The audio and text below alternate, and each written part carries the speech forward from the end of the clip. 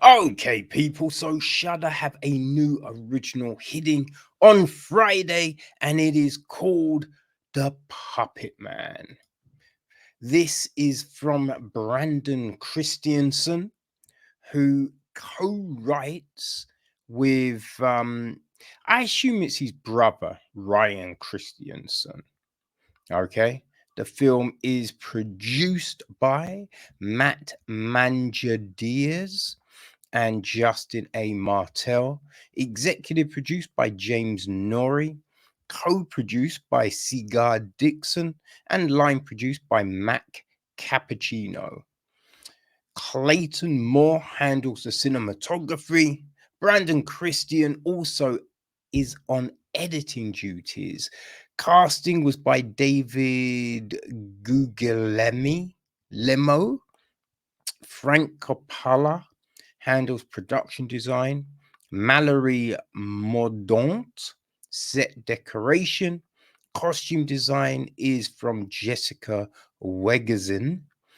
Hair and makeup, we have Eric S. Wilson, Megan Norris, Kyra McPherson, and Kelsey Jean. And our cast.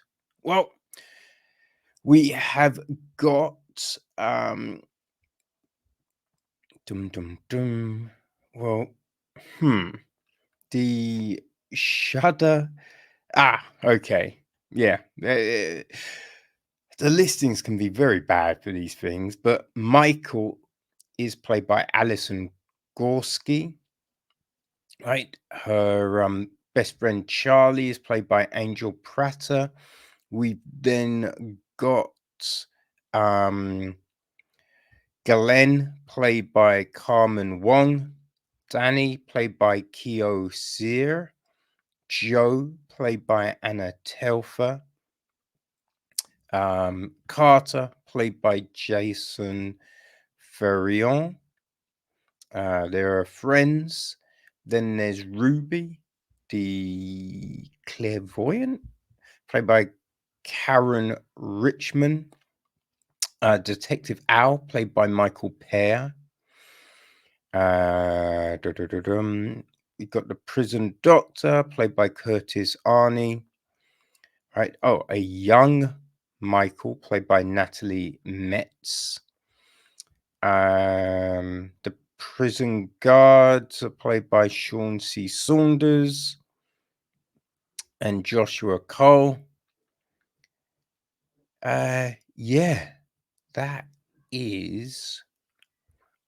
it, I believe. Oh, and David, played by David Michael's dad, played by Zachary L. V. They don't have her mum, I don't believe. Yeah, listings are very odd. The gist of the film is this: the Puppet Man, a convicted killer on death row, always maintained his innocence and that it was an evil force controlling his body as he slaughtered his victims. Now, Michal, the killer's daughter, begins to suspect that there may be some truth to her father's claim. When those around her begin to die in brutal ways, she must try and break the curse of the Puppet Man before all her loved ones are killed.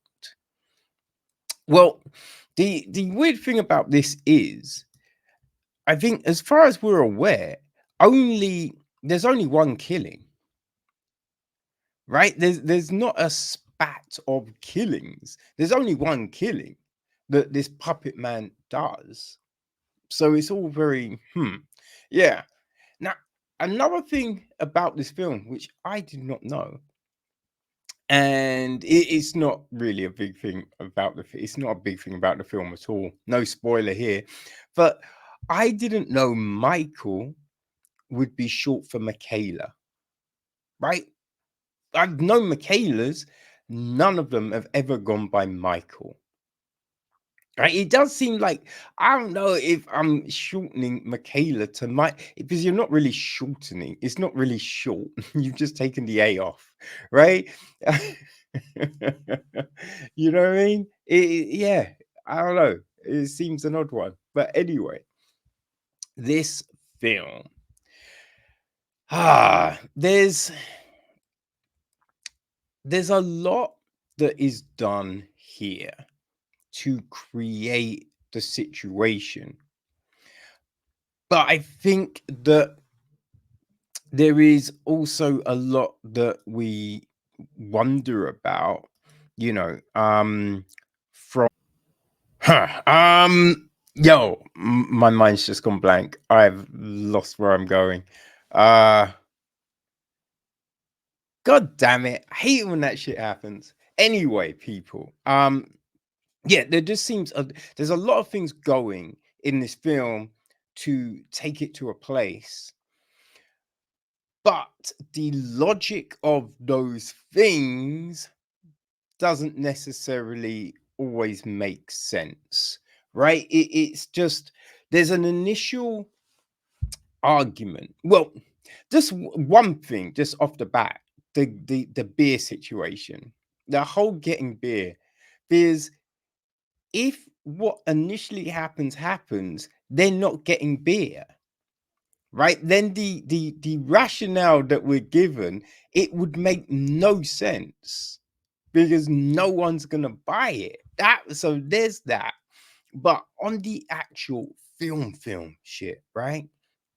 We have got just things that go down, like on the roof. The first kind of big crazy situation with an argument between everyone, and the fact that they were Charlie revealed some stuff to her boyfriend, right? Which, I mean, that's always if you've got a secret and you've told someone, they are most likely always going to be telling their partners. It's always the thing. So you have to kind of be like that. But it's what my man says makes no sense in the context that these are meant to be friends, right? There's things that you say to you know what I mean, be like when you're roasting someone, and I mean, you're throwing some jabs, you know what I mean, but playful. The way this dude is going, it's weird, right? All the comments are just weird. So you have that situation. Then we have a crazy thing go down. Everyone is standing close by, right? And I was just like, when you first see this thing, you're just like, firstly, they're close enough to stop it. And why wouldn't you? It made no sense that no one would intervene.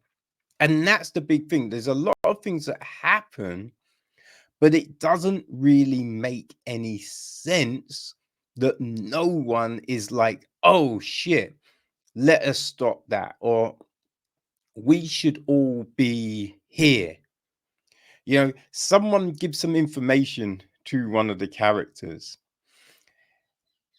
and then, right, they say something, right, which obviously is code, but the person's acting like, huh, wait, how can you say that? And I'm just like, you were just told the rationale like a second beforehand. Like, everyone seems stupid, or you know what I mean, like, oh, I don't understand, and it really makes no sense, right? It just doesn't really make any sense. And I think that's the big thing, and we run across this a lot in not just horrors, right, but thrillers and dramas, right? To have the story get to a certain point, you have to go through all of this stuff. Like when someone's like, oh, I can't tell anyone. And it's just like, well, you could, because no one's going to know. Like, you could easily inform people, but for some weird reason, they don't. Right. And, that's the big thing with this. Like, everyone they see something crazy, and it's one of those ones again where you don't just all stick together, right? Don't just stick together. You wonder, because there's the kind of thought that it can only happen when a certain person is in the vicinity. But then we have things go down when that person isn't around. So you're just like, wait, what's going on here?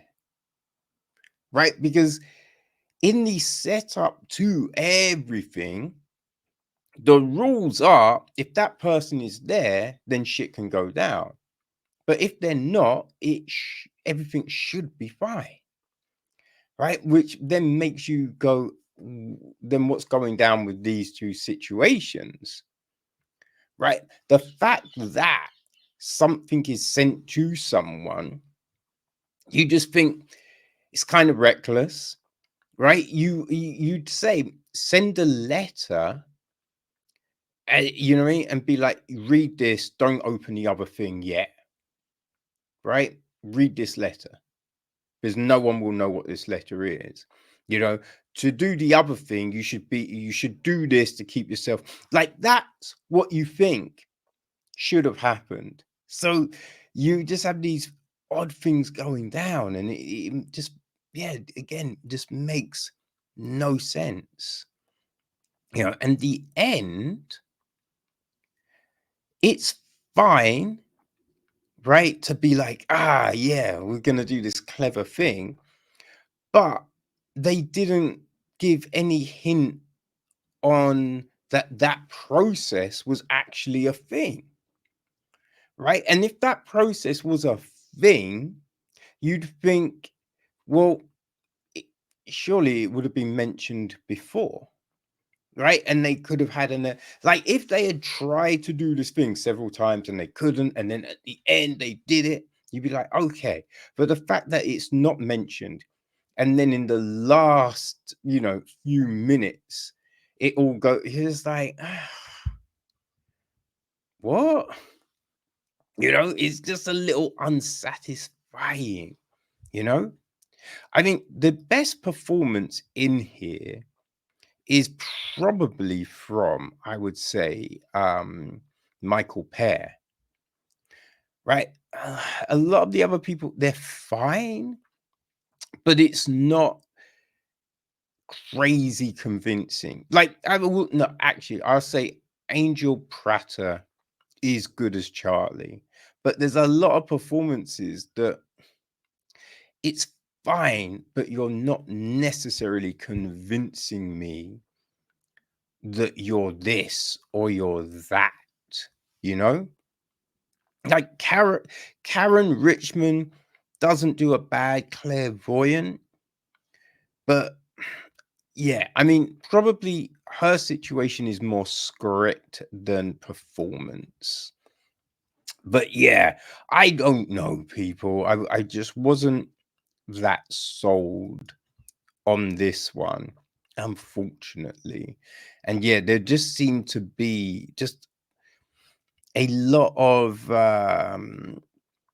a lot of issues with, the story, and being able to kind of believe that these things are happening or could be going down, which is a shame. It's a shame. I can't really.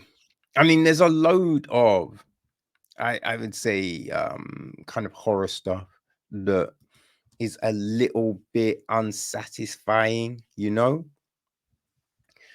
like, not the most recent VHS 85 that we looked at last week. That was great.